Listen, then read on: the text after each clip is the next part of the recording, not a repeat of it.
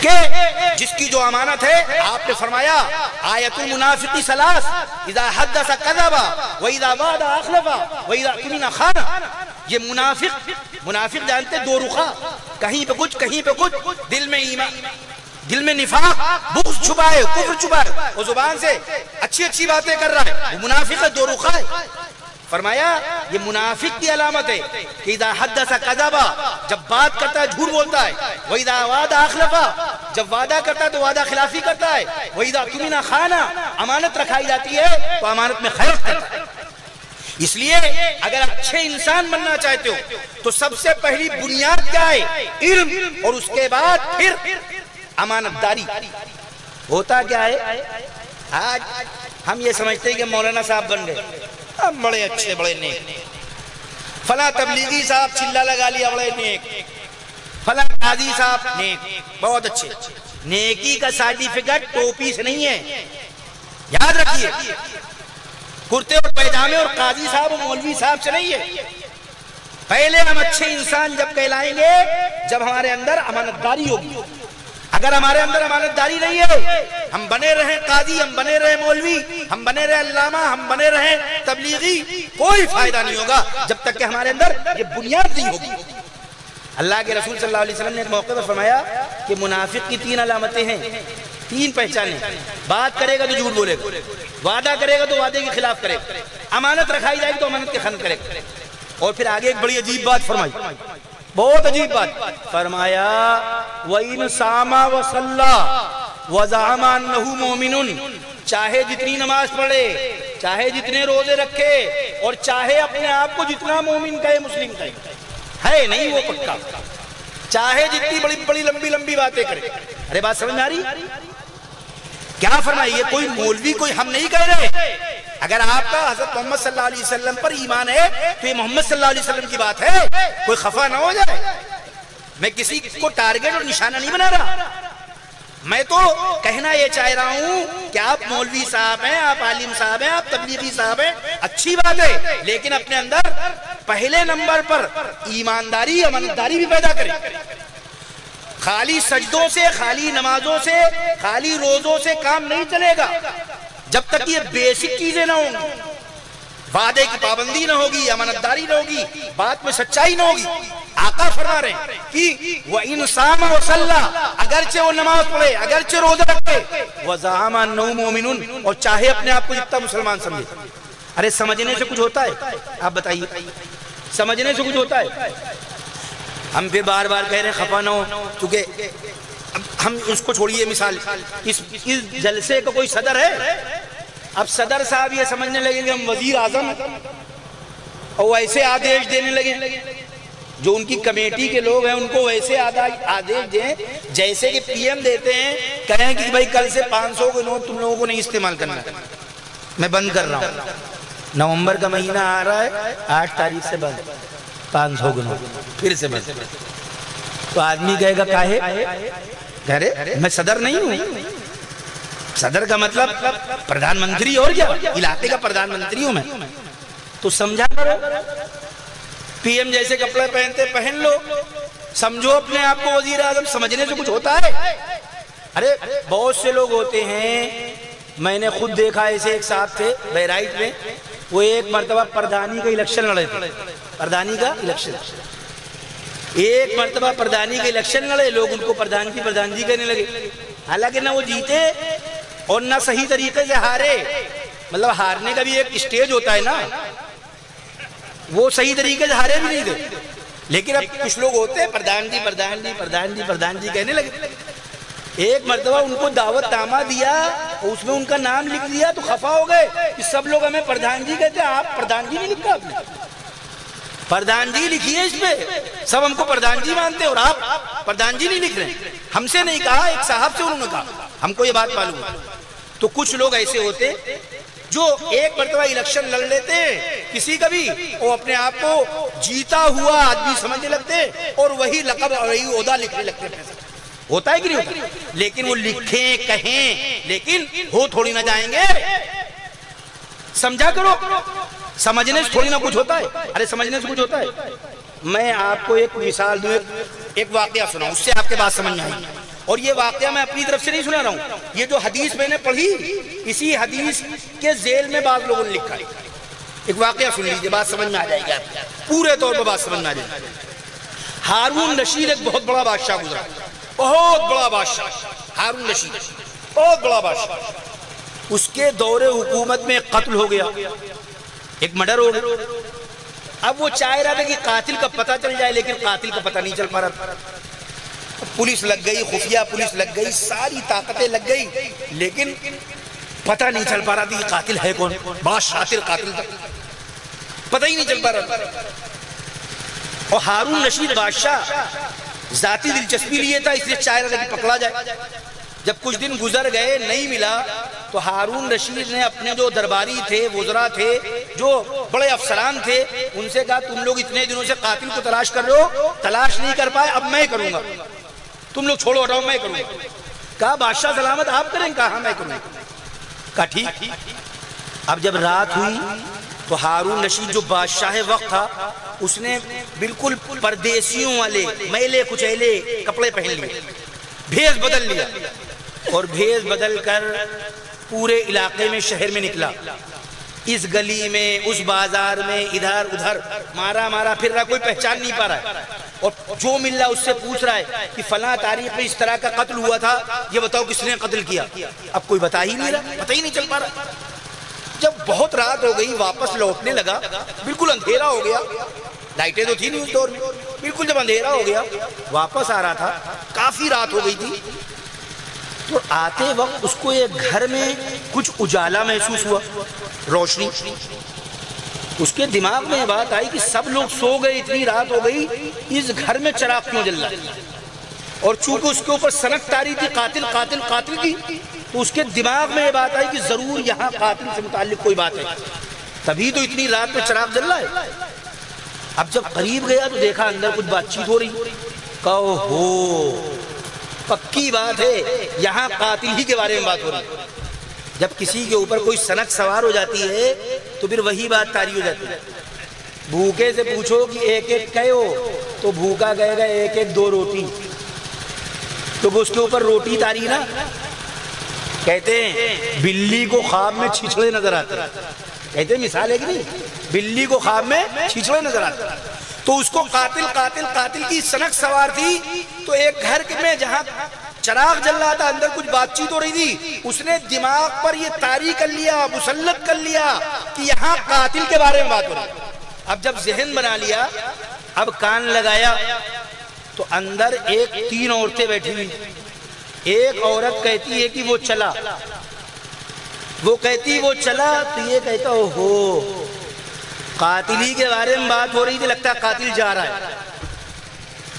تو دوسری بولتی کہ وہ نہیں ہے، پہلی کہتی وہ چلا، دوسری کہتی وہ نہیں ہے، تو کہتا ہو لگتا ہے شبہ ہو گیا۔ تو تیسری تھوڑی دیر کے بعد کہتی وہ چلا گیا، تو ہارون رشید ہو قاتل ہی تھا اور وہ چلا گیا، یہ بات کنفرم ہو گئی کہ قاتل تھا وہ چلا گیا۔ اب تو قاتل کو پکڑوانا ہے کسی بھی طرح، اس گھر پر نشان لگا دیتا ہے، چلا آتا ہے۔ صبح جب ہوتی ہے، بزم سجتی ہے، محفل لگتی ہے، اب ہارون رشید بادشاہ، اتنے دنوں سے تم لوگ قاتل کا پتہ نہیں چلا پا رہے تھے، میں نے راتوں رات پتہ چلا لیا۔ اس کو کہتے ہیں اپنے منہ میاں مٹھو، اپنی تعریف خود۔ اب سارے لوگ حیران، کہتے بادشاہ سلامت پتہ چل گیا؟ کہا بالکل، کہا ہمیں بھی بتائیے، کہا ابھی پکڑوا رہے، کچھ عورتیں وہ آ کے بتائیں گی، جاؤ فلاں محلے میں جاؤ اور فلاں گھر ہے، وہاں تین عورتیں، ان کو پکڑ لاؤ، وہ بتائیں گی قاتل کون ہے۔ ذرا دیر گزری، وہ تینوں عورتیں روتی پیٹتی چلی آئیں، پکڑ لیا ان کو۔ رات اندوری نے کہا تھا نا، اب کہاں ڈھونڈنے جاؤ گے ہمارے قاتل، آپ تو قتل کا الزام ہمیں پر رکھ دو، میرے حجرے میں نہیں اور کہیں رکھ دو، آسمان لاؤ لاؤ ایک زمین پر رکھ دو، اب کہاں ڈھونڈنے جائیں گے ہمارے قاتل، آپ تو قتل کا الزام ہمیں پہ رکھ دو۔ تو ایسے ہی پکڑ لائے، تینوں عورتوں کو آ گئی اور رو رہی چیخ رہی ہیں. ہارون رشید کہتا واویلا کر رہی ہو, اتنے دنوں سے میں قاتل کو ڈھونڈ رہا ہوں, تم لوگ جانتے ہوئے قاتل کا پتہ نہیں بتا رہی تھی, جلدی بتاؤ فلاں رات میں جو قتل ہوا تھا کس نے کیا, تم بتاؤ. اب وہ عورتیں حیران, کہتی بادشاہ سلامت کیا بات کر رہے ہیں, ہمیں کیا معلوم کہ قاتل کون ہے, ہم لوگ سہیلیاں ہیں آپس میں بات کر رہے تھے, ہمیں نہیں معلوم قاتل کون ہے. کہتا فوراً بتاؤ, اگر نہیں بتاؤ گے تم کو سولی پہ لٹکا دیں گے. اب وہ عورتیں بار بار کہہ رہی ہمیں نہیں پتا, وہ کہہ رہا بتانا پڑے گا, وہ کہہ رہی نہیں معلوم, کہہ رہے جب تک بتاؤ گی چھوڑیں گے نہیں. جب ہارون رشید نے بہت پریشر ڈالا, بہت دباؤ بنایا, تو ایک عورت بولی یہ بھی وہی ہے, یہ بھی وہی. تو دوسری بولی کہ وہ ہوتا تو وہ بھی ہوتی, وہ ہوتا تو وہ بھی ہوتی. تو تیسری بولی کہ وہ نہیں تو وہ ضرور ہے. پہلی نے کہا یہ بھی وہی ہے, دوسری نے کہا وہ نہیں, وہ ہوتا تو وہ بھی ہوتے, تو تیسری بولی کہ وہ نہیں تو وہ ضرور. اب جب یہ بات کی تو ہارون رشید نے کہا اچھا, ابھی کل ایک بات کہی ہے تم لوگوں نے, اس کا مسئلہ حل نہیں ہوا, اور یہاں پھر کوڈ ورڈ میں بات کر رہی ہو, جلدی قاتل کے بارے میں بھی بتاؤ, اور آج جو یہ سب باتیں کی اس کے بارے میں بتاؤ کیا مطلب ہے تمہارا. وہ کہتی بادشاہ سلامت معاف کر دیجئے, ہمیں جانے دیجئے, ہم لوگوں کو کچھ نہیں معلوم, ہم سے مت پوچھئے, ہمیں جانے دیجئے, ہم قاتل کے بارے میں نہیں جانتے کچھ بھی. ہارون رشید کہتا بتانا پڑے گا. تو ان میں سے ایک عورت ادب سے کہتی ہے بادشاہ سلامت ہم قسم کھاتے ہیں ہمیں قاتل کے بارے میں نہیں معلوم. بات یہ ہے کہ ہم تینوں سہیلیاں بہت زمانے کے بعد ایک جگہ جمع ہوئے, تو ہم لوگ بات کر رہے تھے, بات کرتے کرتے کرتے کرتے وقت گزرنے کا احساس نہیں ہوا. عورتیں جب بات کرتی تو ایسے ہی کرتی, ختم نہیں ہوتی بات. کسی نے کہا کہ سب سے بڑا جھوٹ کیا ہے بتاؤ, جھوٹ کا مقابلہ ہوا, تو کسی نے کوئی جھوٹ بولا, کسی نے کوئی جھوٹ بولا, کسی نے کوئی جھوٹ بولا. ایک نے کہا کہ میں نے ایک درخت کے نیچے تین عورتوں کو بیٹھا دیکھا اور تینوں خاموش تھیں, تو فرسٹ انعام اسی کو مل گیا کہ سب سے بڑا جھوٹ ہے. عورتیں تین بیٹھی ہوں اور خاموش ہوں, اس سے بڑا دنیا کا کوئی اور جھوٹ ہو ہی نہیں سکتا, اس سے بڑا کیا جھوٹ ہے. تو وہ تینوں عورتیں کہتی ہم لوگ بات کرنے لگے, تو بات کرتے کرتے وقت کا احساس نہیں ہوا, لیکن چراغ میں جو تیل تھا وہ تو ایک لیمٹ بھر تھا, تو چراغ بجھنے لگا, تو ہم میں سے ایک بولی وہ چلا, یعنی چراغ بجھنے چلا, چراغ بجھ رہا ہے. تو دوسری بولی تھی وہ نہیں ہے, یعنی تیل نہیں ہے, اور ذرا ہی دیر میں چراغ بجھ گیا. تو تیسری ہم میں سے بولی تھی کہ وہ چلا گیا, یعنی چراغ بجھ گیا. ہم لوگ چراغ کے بارے میں بات کر رہے ہیں اور آپ بات سمجھ رہے ہو قاتل کے بارے میں. جیسے بہت سالوں پہلے لالو نے کہا تھا کہ ہم ملائم سے بات کہتے ہیں رانچی کی تو وہ سمجھتے ہیں کہ رانچی کی. جب آپس میں پیکٹ ہو رہا تھا اور نہیں ہو پایا تھا تو لالو نے کہا تھا کہ ہم ملائم سے بات کرتے ہیں رانچی کی, یعنی اپنے کیا کی, اور وہ سمجھتے ہیں کہ رانچی کی, تو بات بیٹھے کیسے نبھے کیسے. تو بات کچھ ہوتی ہے, سمجھا کچھ چاہتا ہے. اسی کو اللہ کے نبی نے فرمایا کہ دیکھو نماز اور روزہ کرتے کرتے وَزَعَمَ أَنَّهُ مُؤْمِنٌ, چاہے اپنے آپ کو جتنا مومن سمجھو, جب تک کہ وعدے کی پابندی, عہد کی پاسداری, امانت داری اور بات میں سچائی نہیں ہوگی, تم اگر اپنے آپ کو مومن سمجھو گے تو سمجھتے رہو. ہارون رشید بھی تو سمجھ رہا تھا کہ یہ قاتل کو پتہ جانتی ہے. تو عورتیں کہتی ہیں ہم لوگ قاتل کے بارے میں بات نہیں کر رہے تھے, ہم لوگ تو چراغ کے بارے میں بات کر رہے تھے کہ وہ چلا یعنی بجھنے چلا, وہ نہیں ہے یعنی تیل نہیں ہے. اور جب چراغ بجھ گیا تو ہم میں سے ایک نے کہا وہ چلا گیا, یعنی چراغ بجھ گیا. ہم لوگ تو چراغ کے بارے میں بات کر رہے تھے. اب ہارون رشید کو شرمندگی ہوئی کہ خامخواہ ان پہ پریشر بنایا, لیکن اپنی بات اور اپنی شرماہٹ کو چھپانے کے لیے کہتا ہے اچھا آج جو بات کہی وہ بتاؤ, ابھی جو کہا. تو کہا جانے دیجئے, اب تو بات حل ہو گئی نا, کہا نہیں بتاؤ آج والی بات بتاؤ.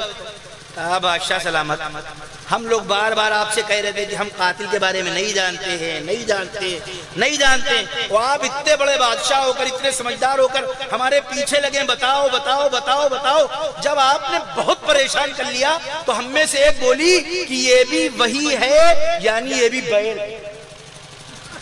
یہ بھی کیا ہے؟ بیل ہے، خام خواہ پیچھے لگا ہوا۔ تو دوسری بولی کہ وہ ہوتا تو وہ بھی ہوتے، یعنی بیل ہوتا تو سینگے بھی ہوتے۔ تو تیسری بولی کہ وہ نہیں تو وہ ضرور ہے، یعنی بیل نہیں تو گدھا ضرور ہے۔ ہارون رشید نے جب یہ سنا تو شرما گیا، کھٹ سے کمرے میں گیا، خلوت والے تنہائی والے کمرے میں، پیچھے سے کچھ وزیر بھی آئے اور کہا سچ فرمایا ہمارے رب نے، ان بعض الظن اسم، بہت سے گمان جو ہوتے ہیں وہ گناہ ہوتے ہیں، اس لیے اپنے طور پر کوئی رائے قائم نہ کرنا چاہیے، بے بنیاد بات ذہن میں پالنا نہ چاہیے۔ اللہ نے سچ فرمایا اجتنبوا من الظن، گمان سے اٹکل باتوں سے بچو، اس لیے کہ بہت سی اٹکل باتیں گناہ ہوتی ہیں۔ آج مجھے شرمندگی ہوئی، آئندہ ایسا نہیں کریں۔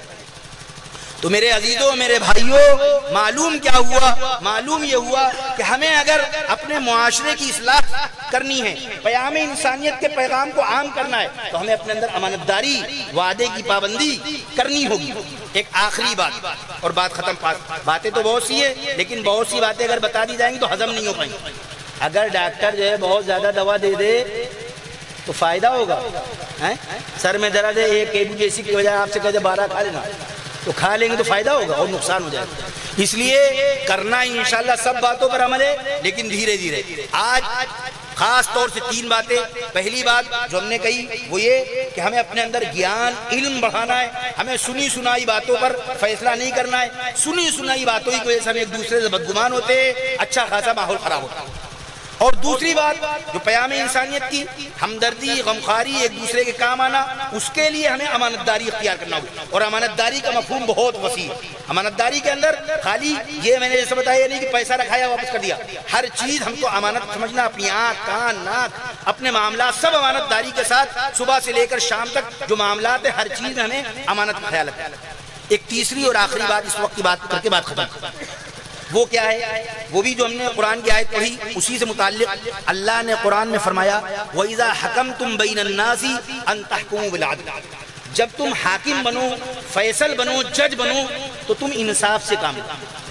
یاد رکھیے، بہت سے لوگ سمجھتے ہیں یہ قرآن مجید مسلمانوں کی کتاب ہے، نہیں، یہ دستور حیات ہے، اس کو قانون بنایا جا سکتا ہے۔ اب دیکھیں کیا فرمایا وَإِذَا حَكَمْتُمْ بَيْنَ النَّاسِ، جب تم لوگوں کے درمیان فیصلہ کرو، یہ نہیں کہا کہ مسلمانوں کے درمیان فیصلہ کرو۔ وَإِذَا حَكَمْتُمْ بَيْنَ النَّاسِ، جب تم لوگوں کے درمیان فیصلہ کرو، أَن تَحْكُمُوا بِالْعَدْلِ، تو انصاف سے فیصلہ کرو۔ قرآن مجید میں آپ پڑھیے جگہ جگہ یا ایھا الذین آمنوا کونوا قوامین بالقسط، اے ایمان والو انصاف پر قائم رہو۔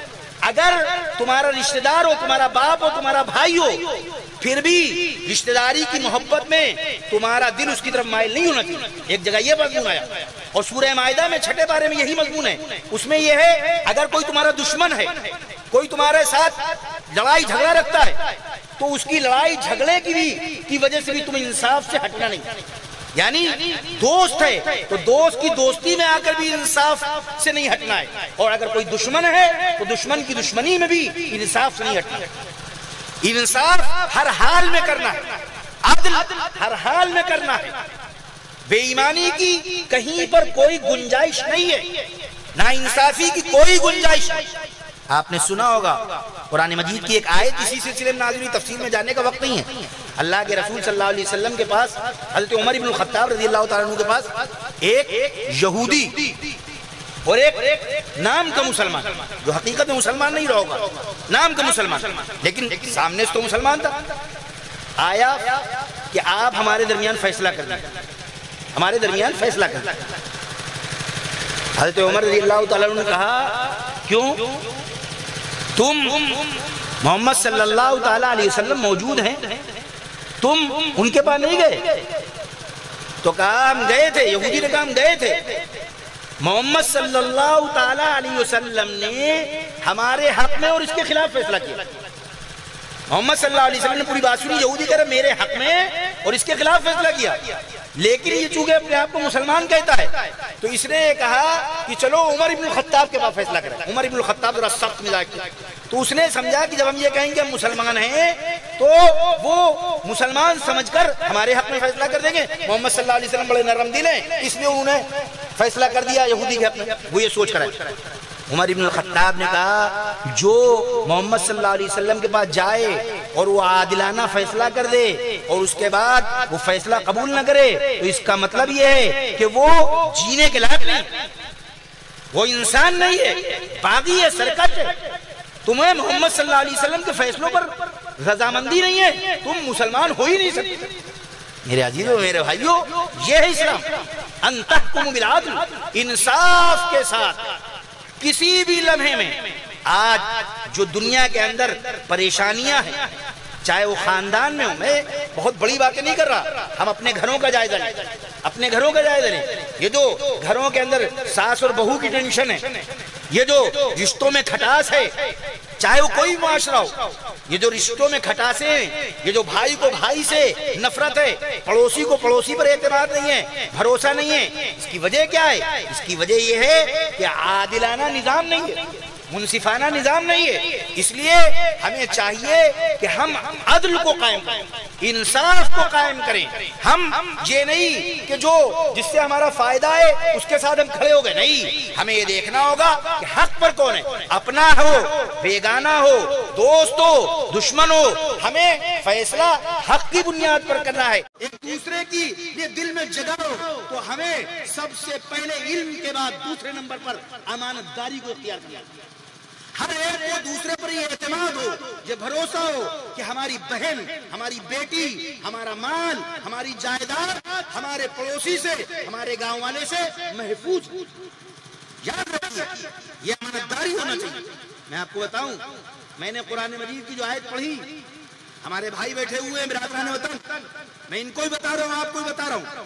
قرآن مجید کی جو آیات ہے، ان میں سے بہت سی آیتوں کا بیک گراؤنڈ ہوتا ہے، پس منظر ہوتا ہے، کسی خاص بیک گراؤنڈ میں آیت اترتی ہے۔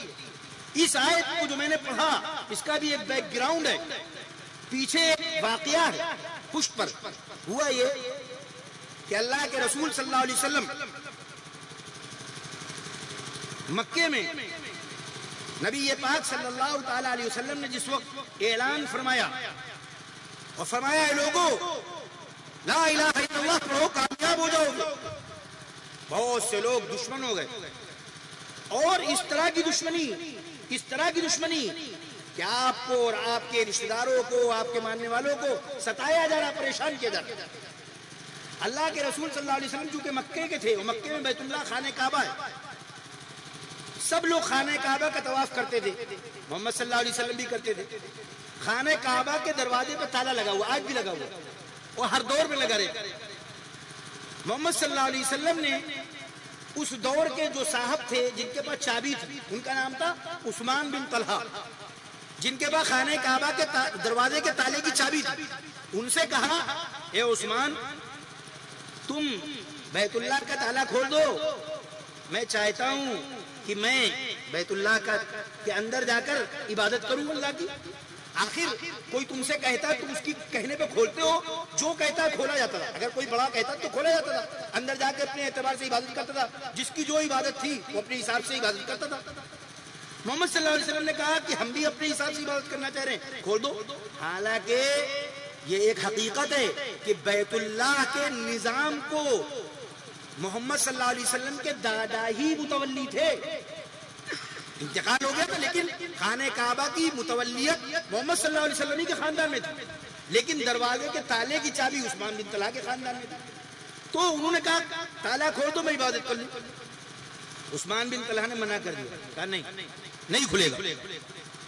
تو محمد صلی اللہ علیہ وسلم نے کہا اے عثمان تم آخر دوسروں کے لیے کھولتے ہو، کوئی دور دراز سے آتا ہے، دوسرے شہروں سے آتا ہے، اس کے لیے کھولتے ہو، ہم مکے کے ہیں، تم میرے لیے نہیں کھول لو؟ تو کہا نہیں کھولیں گے، سب کے لیے کھول سکتے، تمہارے لیے نہیں کھولیں گے۔ تو حضرت محمد صلی اللہ علیہ وسلم نے فرمایا اے عثمان ذرا اس وقت کو سوچو کہ جب یہ چابی میرے ہاتھ میں آئے گی، یہ چابی میرے ہاتھ میں آئے گی، جسے میں چاہوں گا دے سکوں گا، اس وقت تمہارا ہاتھ کیا ہوگا، کیا کرو گے اس وقت؟ تو عثمان بن طلحہ ہنستا ہے، وہ کہتا ہے اچھا بڑے لمبے خواب دیکھ رہے ہو، بڑی دور کی باتیں سوچ رہے ہو، یہ چابی تمہارے پاس آ جائے گی ایسا کیسے ہو سکتا ہے؟ تم تو چند لوگ ہو، تمہارے پاس کیسے چابی آ جائے گی؟ اور سنو، اگر یہ چابی تمہارے پاس آ گئی تو وہ دن مکے کے لیے بڑی ذلت کا ہوگا، بڑی رسوائی کا ہوگا، بڑی شرمندگی کا ہوگا۔ یہ بات عثمان بن طلحہ نے کہی، محمد صلی اللہ علیہ وسلم بھی خاموش ہو گئے، بات ختم ہو گئی۔ کچھ دنوں کے بعد محمد صلی اللہ علیہ وسلم نے اللہ کے حکم سے مکہ چھوڑ دیا، اور محمد صلی اللہ علیہ وسلم کے ساتھ اصحاب بھی چلے آئے۔ کہاں چلے آئے؟ یثرب، جو بعد میں مدینہ بنا، پہلے کیا تھا؟ یثرب تھا۔ شکر خدا کہ اس نے طلب سے سوا دیا، قرآن دیا، نبی دیا، نور ہدا دیا، بوکر نگین نور کے بنجر زمین میں یثرب کو مصطفیٰ نے مدینہ بنا، یثرب کو مصطفیٰ نے مدینہ بنا۔ اپنے گلے لگا کے نبی نے بلال کو، اپنے گلے لگا کے نبی نے بلال کو دنیا سے کالے گورے کا جھگڑا مٹا دیا، دنیا سے کالے گورے کا جھگڑا مٹا دیا۔ مدینہ، اور پھر مدینے میں رہتے رہتے، میں تفصیل میں نہیں جاؤں گا، صرف اشارہ کروں گا کہ پھر ایک وقت وہ آیا مکہ فتح ہو گیا، مکہ فتح ہو گیا۔ اب جب مکہ فتح ہو گیا، اللہ کے رسول صلی اللہ تعالی علیہ وسلم نے اپنے چچا بھائی حضرت علی مرتضی رضی اللہ تعالیٰ عنہ سے کہا، اے علی جاؤ عثمان بن طلحہ سے چابی لے آؤ۔ حضرت علی مرتضی شیر خدا ہیں، چابی لے آئے۔ پیچھے سے عثمان بن طلحہ بھی آ گئے، عثمان بن طلحہ بھی آ گئے۔ اب چابی نبی کے ہاتھ میں ہے۔ حضرت نبی پاک صلی اللہ علیہ وسلم خانے کعبہ کا دروازہ کھولتے ہیں، نماز پڑھتے ہیں، اور تالا بند۔ اب طواف ہو رہا، سب لوگ آ گئے۔ ہر ایک کے دل میں یہ خواہش ہے کہ یہ چابی مجھے مل جائے۔ عزت کی بات ہے، اکرام کی بات ہے، اللہ کا گھر ہے، اس کے گھر کی چابی ملنا بڑی بات، سب کی یہ خواہش ہے۔ اللہ کے رسول صلی اللہ تعالی علیہ وسلم طواف کر رہے ہیں۔ یہی آیت جو میں نے پڑھی، اسی آیت کو پڑھ رہے ہیں، ان اللہ یأمرکم ان تؤدوا الامانات الی اہلھا۔ اللہ تمہیں حکم دیتا ہے کہ جس کی امانت ہے اس کی امانت اس کے سپرد کر دو۔ حضرت نبی پاک صلی اللہ علیہ وسلم فرماتے ہیں، جاؤ عثمان بن طلحہ کو بلا کے لاؤ۔ عثمان بن طلحہ آتے ہیں، اللہ کے رسول صلی اللہ علیہ وسلم کہتے ہیں، عثمان یہ چابی تم اپنے پاس رکھو۔ عثمان بن طلحہ کی آنکھوں میں آنسو آتے ہیں اور روتے ہوئے کہتے ہیں، اے اللہ کے رسول، آپ نے پوچھا تھا کہ یہ چابی جب میرے ہاتھ میں ہوگی وہ دن کیسا ہوگا۔ اللہ کے قسم اس وقت میں نے غلط کہا تھا، یہ چابی آپ کے ہاتھ میں ہے۔ آج کا دن مکے والوں کے لیے عزت کا دن ہے، عظمت کا دن ہے، عافیت کا دن ہے، امن و چین کا دن ہے، سکون کا دن ہے۔ اللہ کے نبی وہ چابی عثمان بن طلحہ کو دیتے ہیں، اور ایک بات فرماتے ہیں، بہت توجہ سے سنیے گا کھلے کانوں سے۔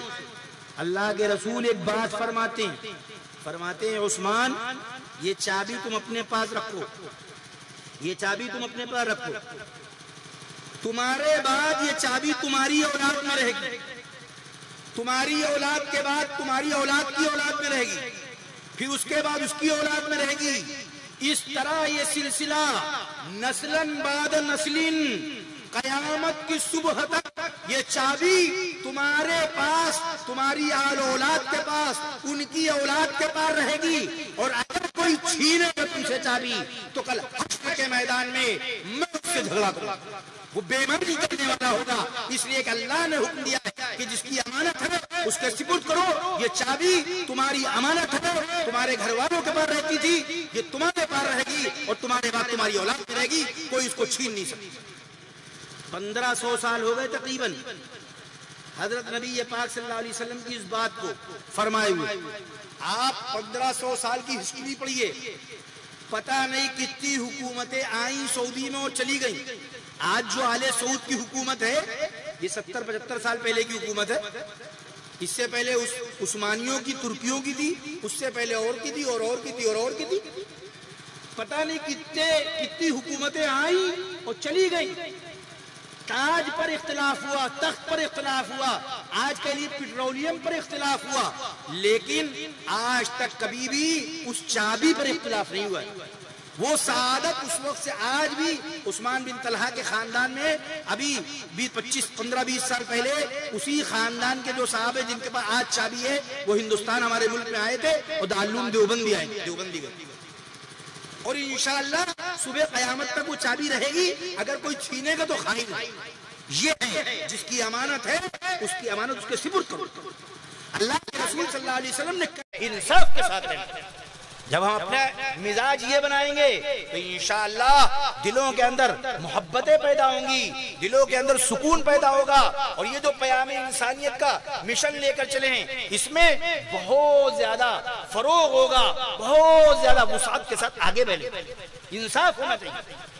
چھوٹی سی مثال، حضرت معاویہ رضی اللہ تعالیٰ عنہ کا نام سنا ہوگا، بہت بڑے حاکم جنرل، انہوں نے یہودیوں سے شام کے عیسائیوں سے جنگ بندی کا معاہدہ کیا، ایک ڈیٹ طے کی آپس میں کہ اس تاریخ تک کے ہم جنگ نہیں کریں گے، اس تاریخ تک ہم جنگ نہیں کریں گے، بات ختم ہو رہی ہے، اس تاریخ تک جنگ نہیں کریں گے، طے ہو گیا۔ حضرت معاویہ رضی اللہ تعالیٰ عنہ بہت ہوشیار تھے، انہوں نے کیا کیا کہ جنوری تک کے مان لی جنگ بندی تھی، انہوں نے دسمبر کے لاسٹ سے اپنی فوجیں شام کی سرحد کے قریب کرنا شروع کر دی، پوری فوجیں تیار، اور جیسے ہی وہ ڈیٹ ختم ہوئی تاریخ فوراً حملہ کر دی۔ اب ظاہر بات ہے وہ لوگ یہ سوچ رہے جب تاریخ ختم ہوگی اس کے بعد لشکر تیار ہوگا اور پھر اس کے بعد 6 مہینے لگ جائیں گے، تب تک ہم تیاری کریں گے، وہ غفلت میں تھے، اور ادھر پوری تیاری تھی، حملہ کر دیا اور شہر پر شہر فتح ہو گئے، بہت سے شہر فتح ہو گئے۔ محمد صلی اللہ علیہ وسلم کے ایک صحابی تھے حضرت عامر بن عبسہ، ان کو جب معلوم ہوا دوڑاتے ہوئے گھوڑا آئے، اور جہاں حضرت معاویہ رضی اللہ تعالیٰ عنہ کی لشکر وہاں پہنچے اور کہا اللہ اکبر اللہ اکبر وفاء لا غدر، دیکھو وفاداری کرنا ہے، انصاف کرنا ہے، نا انصافی نہیں کرنا ہے۔ اللہ کے نبی نے فرمایا کہ اگر کسی قوم سے کوئی عہد کیا جائے، معاہدہ کیا جائے، اپنا ہو یا پرایا ہو، دوست ہو دشمن ہو، کوئی بھی ہو، اگر عہد کر لیا، معاہدہ کر لیا، تو اب انصاف کا تقاضا یہ ہے کہ اس عہد کو، اس وعدے کو پورا کیا جائے۔ یہ نا انصافی ہوگی کہ تم ان کی غفلت سے فائدہ اٹھاؤ۔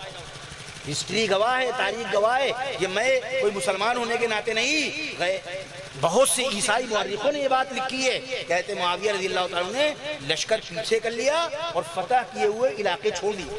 اس دور میں ایسا ہوتا نہیں تھا کہ کسی علاقے کو فتح کرنے کے بعد شہر کے شہر خالی کر دیے جائے، خالی کر دیے۔ یہ ہے انصاف، یہ عدل۔ میرے عزیزوں، میرے بھائیوں، ہم کو اور آپ کو چاہیے کہ ہم ان کہی ہوئی باتوں اور سنی ہوئی باتوں پر عمل کریں۔ اللہ تبارک و تعالی کہنے سننے زیادہ عمل کی توفیق عطا فرمائے۔ وآخر دعوانا الحمدللہ رب العالمین۔ دعا کرو۔ بسم اللہ الرحمن الرحیم۔ اللهم صل على محمد وعلى آل محمد كما صليت على إبراهيم وعلى آل إبراهيم إنك حميد مجيد اللهم بارك على محمد وعلى آل محمد كما باركت على إبراهيم وعلى آل إبراهيم إنك حميد مجيد ربنا ظلمنا أنفسنا وإن لم تغفر لنا وترحمنا لنكونن من الخاسرين ربنا آتنا في الدنيا حسنة وفي الآخرة حسنة وقنا عذاب النار۔ اے کریم آقا، اے رحیم آقا، بے شک ہم گنہگار ہیں، خطا کار ہیں، اللہ ہمیں معاف فرما دیجئے، اے اللہ ہماری اصلاح فرما دیجئے۔ اے کریم آقا، اے رحیم آقا، جس مقصد سے جلسہ کیا گیا، اے کریم آقا اس مقصد میں 100% کامیابی عطا فرما دیئے۔ اے کریم آقا اس پورے علاقے میں آپس میں محبت، مودت، الفت، تعلق قائم ہو جائے۔